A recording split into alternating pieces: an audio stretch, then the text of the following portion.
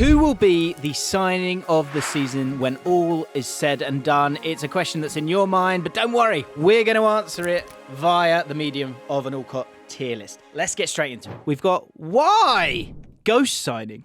Let me explain that. Ghost signing is like that. So, okay, he will go to that club and then when you sign a ghost. A bit like Daniel Pedence. Haunts you. Right. Yeah. He's played like, oh yeah, he played for... No, he didn't. He did. Ghost signing. Gamble. We've got some concerns. You know what? That means I think they'll do all right. And signing of the season. One of these will be a signing of the season, and JJ will decide who that is. That's what you're going to do. I'll put the pressure on you. Okay. Rodrigo Gomez, who I saw score a goal against West Ham in pre-season, and then had a little sort of deeper look at him. He was actually playing left back or right back, or wing back, sorry, last season, but still was able to get 14 goals or assists. I feel quite good about him, but is it a ghost signing purely because people don't seem to remember players who play for Wolves and his surname is Gomez? That's the question, JJ. What do you think? He profiles really well on data, but you can't always tell that, especially at the level he's playing at. They have a good record of bringing through, particularly Portuguese players at Wolves, because they've had strong links, obviously. Yeah. And so I'm just going to assume that he'll be absolutely fine. I don't think it's a gamble. So it's either, you know what, or it's a ghost signing. What do you think, Jay? I think it's a gamble. You think it's a gamble? Fine. Yeah. That's fine. That's fine. The important thing is you're being decisive. West Ham. And there's a few different signings that we could have discussed. But we're going to go with Fulkrug. You have some question marks over Fulkrug within the system as a whole. So therefore, do you think he will fail? No, I think he'll score them about 10 to 12, 13 goals, which is exactly what you want. They've given a really long contract, not relevant to this season. He's a good high-level striker who's doing well for Dortmund before. So I think he is a sensible transfer for them-ish. Maybe the financial stuff is something we just need to ignore. You know what? I think it works really well with their wingers as well. I think it'll be decent. Tottenham. Dominic Solanke. Wow, we've already clashed on this one. 19 goals and 3 assists from an XG of 19.36. Conversion rate is 17%. Only got 1 goal against the Big Six, or Greedy Six, as some might say. You know what? He's a good player, isn't he? He'll do well for Tottenham. He suits with the need for that striker role. Tactically, good age profile, good. He's just going to be decent for them. I don't know whether he can follow up what he did for Bournemouth last season, but I think it is more than worth taking the risk. And as we discussed in the previous podcast, he comes from good academy stock. There's a good player in there, like a really good player. Is he an elite one? He's probably just around what Spurs can get right now and grow into one. Yeah. You know what? I really, really, really like him. It's the patronising of the Championship. And so when players come up, I'm all for it. I'm here for it. I'm desperate for them to do well. Southampton. Taylor, Harwood, Bellis. 40 starts for Southampton last season, created 8 big chances, 59% ground duel success rate, 60% aerial success rate, and 85.5% accurate passes per 90. I think he will play for England within the next 2 years. He's got lovely long-range passing as well. Like he'll do this little switch, well, not a little switch, like a long switch, especially over to the left wing. You know when they it looks like they're tapping the ball and then it's gone poof. That's that Man City Academy coaching, isn't it? I think there's a few players in the Southampton squad that actually people will go, you're not Premier League, and actually they are. And I think he's one of those. I think it's a great signing for Southampton. Long term, there's no way he won't raise in value. Really good point. If they go down to Championship, he'd be fantastic to get them back up again, and he might already be and is what will be Premier League. I'm going to put him in running for signing of the season. Is that okay? I don't know him well enough to do that, but We can drop people down. You know him better than me. Down. Okay. Nottingham Forest. Elliot Anderson. No. No. It's a PSR thing, isn't it? He's a really good player, and he will be good long term. He will get games for them, and I think he'll be a decent. I don't see it as being a star signing. So where are we putting him here? You know, is it he's going to be great for? He's going to be solid for us. Is it a gamble? I mean, ultimately, it's saved them a fine and points. I think I want to be positive on him and either put him in like ghost signing because you'll just forget he was there because he'll end up somewhere else soon, or you know what. Okay, I'm going to go with. I don't want him to get lost. Do you know what? He'll be good in I think he'll years be to good. come, Yeah. And I think I like him. And I like the idea of him in that midfield. And I can see him with like loads of other red shirts just running at the goal because there's loads of space. He'll get driving with the ball. He'll get semi-decent numbers, but we know it's like a PSR kind of thing. Yeah, of course. Speaking of which, Newcastle United, Lacademos. Is there a band called Chakademus and Pliers? And I keep thinking that. Is that a thing? I don't know. No. He played just 5 times for us last season. I was sort of watching clips of him this morning. Like, goalies, like, let's not stay on this for too long. Goalies, like, they make saves. Cool. I looked at his passing and it was fine. Like, not brilliant. Not like, he's not like clearly like a David Raya where that's his thing. It's a PSR deal. It is what it is. Yeah, yeah. Okay. Yeah. Ghost signing. Because I know why, so it's not a why. That's exactly it. Yeah. Guys, I need you to listen for just 10 seconds. This, of course, is The Ripple Effect. That's the podcast that you're watching right now on YouTube, but we're on Spotify. We're on wherever you get your podcasts. So do me a favour. Allow us to get bigger. Follow us wherever you get your podcasts. Cheers. Manchester United. Lenny Yoro. Intrigued to hear your take on this one. Excellent player. Really good long-term signing. The exact kind of player that Man United should be signing. To your point about the 18-year-old playing in a decent league. Well, that's why he stood out last season, right? So, I mean, I think he was playing the year before a little bit as well. Wow. It's rare that you're physically ready to play, especially centre-back at that level. But to be mentally there as well is a thing. Man United's a big jump. And I hope it hasn't come just a little bit too soon, because you'll get, if things go wrong for them, it'll affect your confidence. And when you're young, you need to feel invincible until you start to realise that life doesn't go the way you want it to when you're about 23, 24. Yeah. So, and if it happens younger, it kind of destroys you. That's a bar. I totally agree. It's probably what. That is the, is what. Is. Manchester City, Savinho, or his name keeps changing. I'm going to go with Savinho, which is his actual name. Breakthrough season at Girona last year. Very left-sided. 9 goals, 10 assists, 14 big chances created. Loves a dribble. I think he had the most dribbling numbers, but he has something like his carries or progressive carries or take-ons was one of the highest, if not the highest, in top 5 leagues last season. Wow. Does play on the left though? Are we getting a bit congested over on that left-hand side? There's a lot of players that like playing. No, he can play. Like he's left-footed. He can play on the right. I think I've read him say that's his preferred position.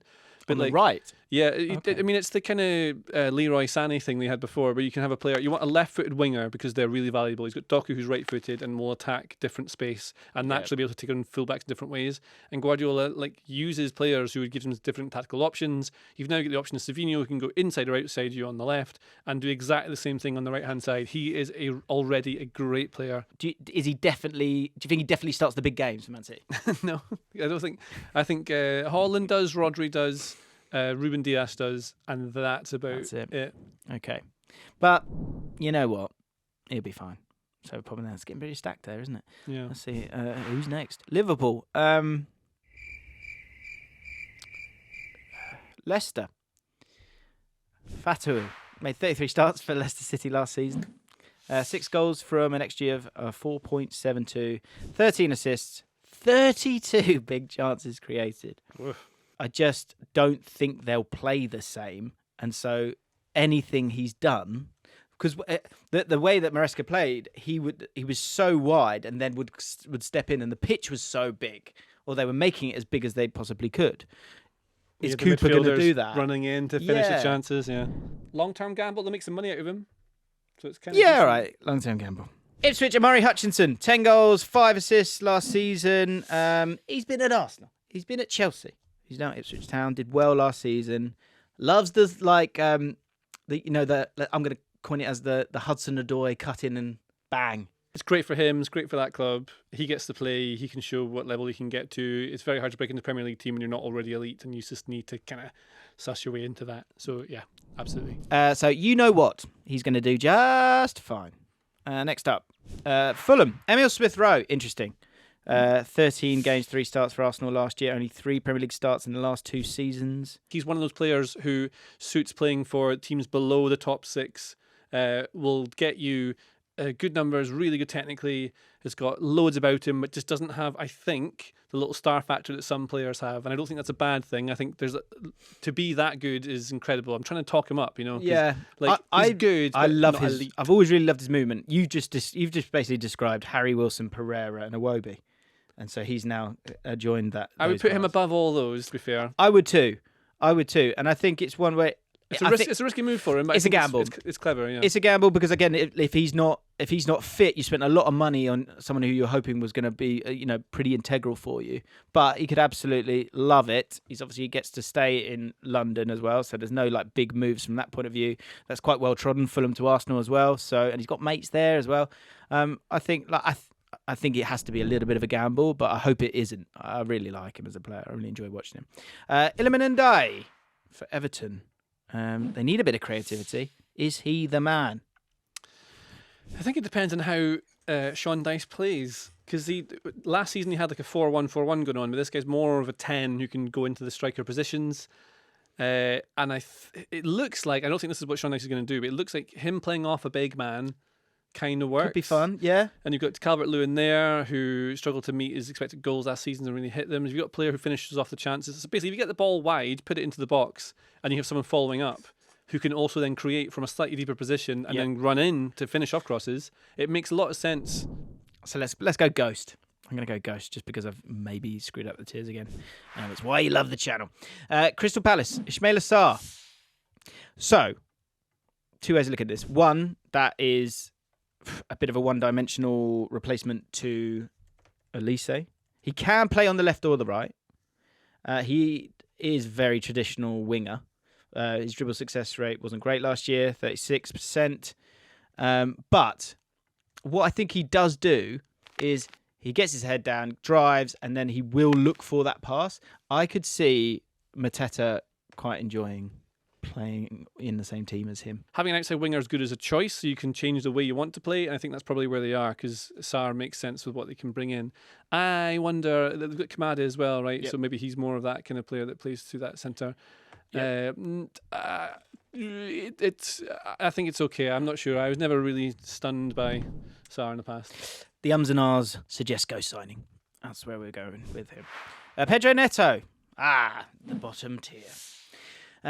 2 goals, 9 assists in only 18 starts last season, which is okay. 9 assists, obviously good. Why? They could. I mean, they've got Madueke on the right wing. Maybe not cutting it what they wanted. He surely will go. Maybe. Yeah. Yeah. I don't know. I mean, Palmer might end up playing that right wing position as well. He's like under what Maresca wants. Like he had Palmer before, but he played him, I think, as one of the 8s when he had him. But so like Neto's either going to play right wing or left wing, right? Yeah. So either side, you've basically just sending a message to the rest of those people. The depth chart on the left hand side, Mudryk, Raheem Sterling, or the other side, Palmer, Madueke, whoever else is knocking about. Yeah. Oh yeah, we're going to get another one. I just feel it's unnecessary for someone who's also injury prone. I'm sorry, I'm taking this one. Why? I don't like Madueke finished the season all right last year. You've got Palmer. Why? Minte, Brighton, 10 goals, 5 assists for Feyenoord last season. You said you've been doing a bit of digging on him. Had a good pre-season as well. Yeah. I think he could be really good fun for them. Like we said, they've got a lot of wingers. And what I noticed as well, looking a little bit deeper myself on him, is that he's done half track back. So as a right wing back, which I think he's been playing a little bit, he could be actually very useful sometimes with getting back for the team as well as going in the other direction. Potential signing off season. He will give them loads of dynamism on the right hand side. His numbers are good. He's only 19. So plenty room. No, he's 20 actually. I'm wrong. Just turned 20. I was going on old data. Yeah. I heard about him, checked him out, looked him on my usual places where I look, and he looks fine, like a fast dribbly boy. But then you watch him actually play, and you spend a bit of time with him. He's good. He's a really good player. So yeah, he could be excellent for them on the right hand side. Could be a sign of the season. Okay, we'll come back to that. Brentford, Fabio Carvalho. So we were speaking about the problems for each Premier League team. For Brentford, it was about sort of chance creation. And would Carvalho be able to help that? Liverpool have a 17.5% sell-on, which is interesting considering Brentford still paid 27.5 million for him. Close to signing of the season. Joe, I'm going to chuck him in that batch because I think if it works, it could be such a game changer for them. And as soon as I put Brentford, I think I put them just outside the relegation zone, I had that pang of you're going to get this wrong again. So I'm going to try and address that here. Bournemouth, Dean Huijsen. 14 appearances for Roma last season. He's a skinny one, but he's a tall one, 6'5". Quite relaxed on the ball, confident on the ball, happy to step forward with the ball. 88% pass success rate. A very Bournemouth signing, and that's kind of a thing that we can say now as a sentence because I think their recruitment's overall good. I think, Harry Brooks, who's a one-on-one coach for sort of young pros, he comes on the pod sometimes. He's a nice guy. He loves him. Oh, you know Harry? Yeah. He absolutely loves him. Thinks he's going to be huge. I don't think it's a gamble. You know what? Hey, okay. I think he might not start. Okay. Amadou Onana. I've seen some clips of him over pre-season, and he's there. He's popping it about, and he all looks great. I think there's a great player in there. I think he hasn't sort of utterly matured just yet, and he's got all the bits that you need. But he's got to replace a lot of goals in Douglas Luiz, or the team does. How do you feel? Yeah, it's a lot of out of possession stuff that I think Emery needs to cover. So basically, he needs someone who knows when to close down, when to wait, when to pass, when to keep it. Onana's already the starting Belgium central midfielder. Has really good physical profile, which again you'll obviously disassociate players who are big, thinking that that's all they do. But good, solid, technical player. I don't know if he's an elite or whether he gets to the elite level, but he's a very good international player. Yes. When I say elite, I'm talking about the top 20, 30 in the world. I'm not sure he's there. I think it's a solid signing for the money they paid for him to replace Douglas Luiz going out. I think it will probably work long term. Yeah, I think it's that's solid. Again, I think it's on him. It's this is Champions League football. This is an opportunity to go and go and take it with both hands. And last up, Arsenal. Ricardo Calafiori, which played as the left back against Lyon in pre-season. Is he the final piece that will bring home the trophy? He probably isn't the final piece. He'll do a lot of things. You have to look at what Man City are doing and how they've evolved tactically. It makes sense having Josko Gvardiol getting into the final line, often being the furthest forward player. It gives you an overload. It gives you ways to do things differently in the final third. It gives you different options in build-up. I think Calafiori does that. They had problems last season with trying to build through the middle. So I think you'll see a different build-up shape from Arsenal this season. Quite nerdy stuff, but I think that's probably what will happen. Not a gamble. Will he? Is there any way he turns into a bit of a ghost signing because he's got a lot of good defenders there? I think I think it's good. Arteta really wanted him. Let's go with you know what. You know what? Why not? It's absolutely stacked up there on the you know what. Final question. Who will be the signing of the season from the people that we have ranked today? From this list? From these three. From Taylor Harwood-Bellis, Fabio Carvalho, and Minte. And I would like to just chuck Dominic Solanke there as an option as well, just quickly. Elliot Anderson. Right, and from nowhere, Elliot Anderson becomes the signing of the season. That's an Allcott tier list. Things can change at any moment. I'm going to go for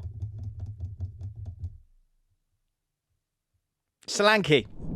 Go on, son. Catch fire. Prove them all wrong. JJ, thank you very much. Thank you. It's been a whirlwind. Yes. I keep looking at the camera as though it's on, They are on. Are they on? Yeah, they've been on the whole team. God. Whole time. So we're going to go. Bye. Goodbye.